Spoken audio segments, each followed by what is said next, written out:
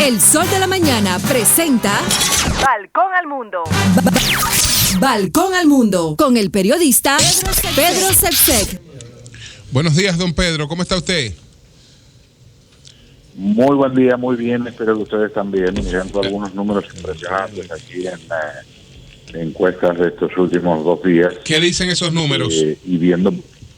Bueno, está el margen de victoria de la señora Clinton se ha estabilizado entre una ronda que va de 4 a 11 puntos, 7 puntos y medio más o menos sería el promedio de ventaja en el voto nacional. Tiene ventaja en 10 de los 11 estados considerados clave. Está ella adelante en las encuestas por un margen de 3 a 8 puntos. La paz del así mundo. que estamos hablando de unas ventajas considerables. Y les doy un par de datos que me parecen a mí muy, muy interesantes. Entre hombres, el señor Trump tiene 7 puntos de ventaja. Cuanto más veteranos los hombres, más ventaja. Cuanto más jóvenes se empareja, y cuando ya son de 18 a 29 años hay una leve ventaja para la señora Clinton entre los hombres. Entre las mujeres ella tiene 18 puntos de ventaja. Sí. Wow. Y el mismo fenómeno, cuando más jóvenes, por ejemplo, en el segmento de 18 a 29 años, ella tiene 35 puntos de ventaja. Y en este caso, a diferencia del señor Trump, en todas las edades, las mujeres la apoyan. Lo que pasa es que en la medida que van cumpliendo años, se van haciendo, vamos a decir, menos liberales o más conservadoras, como ustedes prefieran. Y cuando ya se llega a más de 65 años, la señora Clinton lleva solo 6 puntos de ventaja, pero el promedio está más o menos en 18. Hay una encuesta que le da 17, otra que le da 19. Y como están las cosas en este momento, a 20 días de las elecciones y a horas del último debate entre los aspirantes a la presidencia, la Cámara de Representantes quedaría en manos republicanas. El Senado, si las elecciones fueran hoy, pasaría a manos demócratas.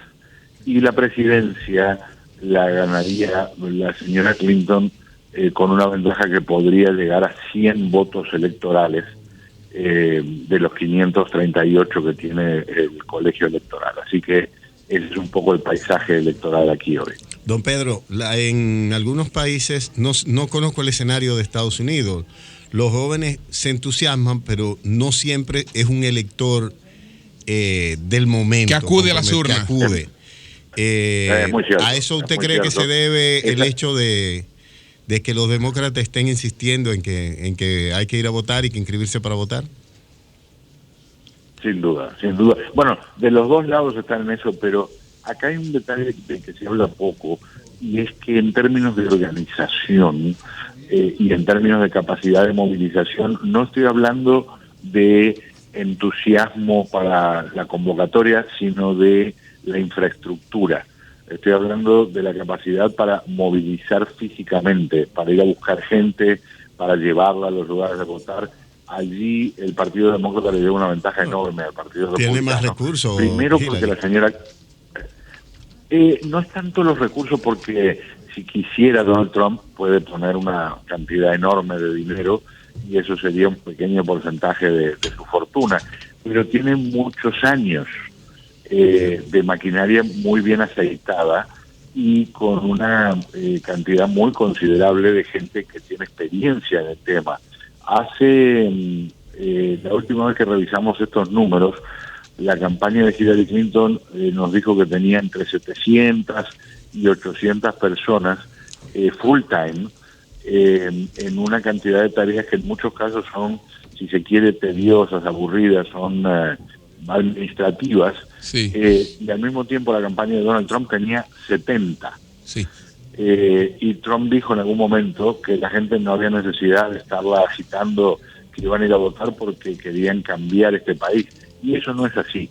Hay una tradicional, vamos a decir, haraganería del público, y hay que estimularlo, hay que impulsarlo, hay que decirle, necesita que lo vayan a buscar, ya fue a votar, quiere que alguien lo vaya a recoger, etcétera, etcétera, y eso ayuda.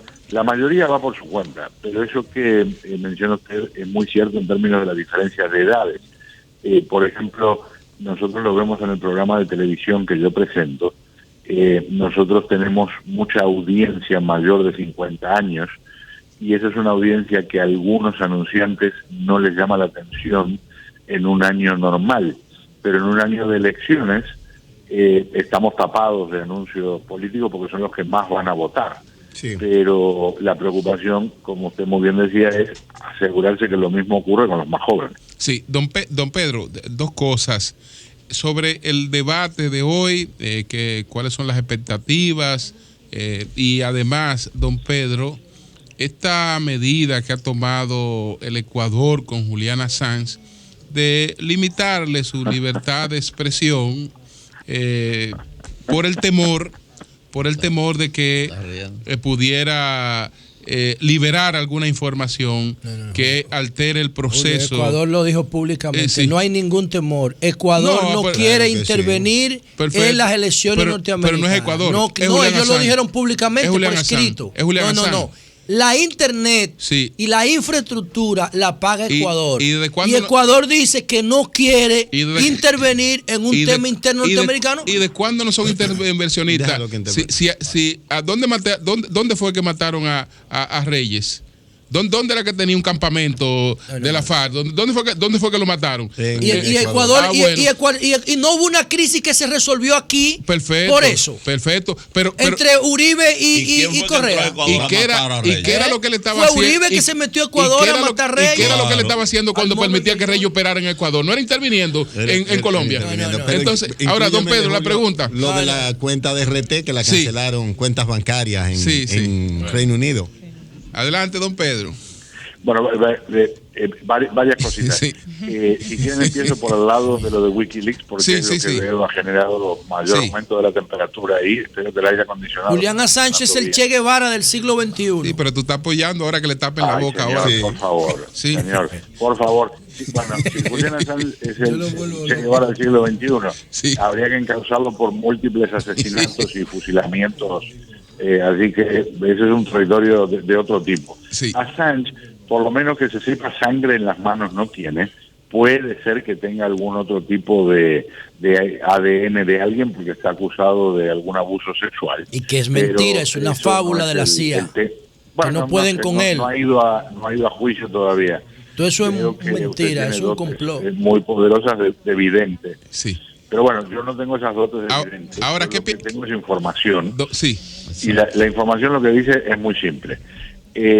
Ecuador repentinamente, y hay quienes dicen que por más que se llenan la boca hablando de que no quieren intervenir, hay quienes dicen que ha habido una presión considerable para que lo frenen, pero les recuerdo... Seguro que Raúl le pidió ese favor. Raúl, que está entendiéndose con los gringos. John Kerry.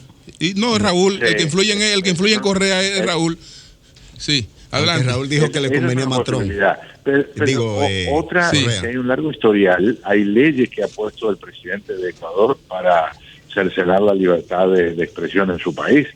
Durante mucho tiempo han dicho que qué lindos que son ellos, qué buenos que le dan una oportunidad de sentirse protegido a Assange, hasta que le pisaron algunos callitos y entonces repentinamente les entra lo de la política no intervencionista. Así es. Porque Ecuador respeta la soberanía de los países hermanos. Él lo aprendió ayer. Bueno, mire, yo no hubiera estado ahí en Santo Domingo hace unos cuantos años para ver el abrazo ese que le dio Chávez a Uribe ante el horror de Rafael Correa, si no fuera porque en Ecuador tenían montado un campamento de Boy Scouts ahí, los de la FARC.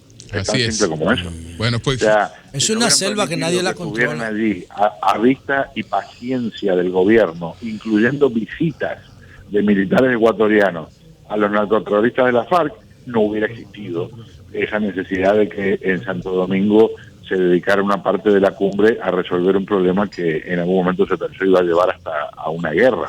Entonces, hay que poner las cosas en perspectiva, porque Correa tiene cosas positivas, tiene cosas negativas, y ahora esta medida que toman no es porque de repente les entra un fervor de mantener una larga tradición de política no intervencionista, es porque les conviene, porque antes sí intervenían.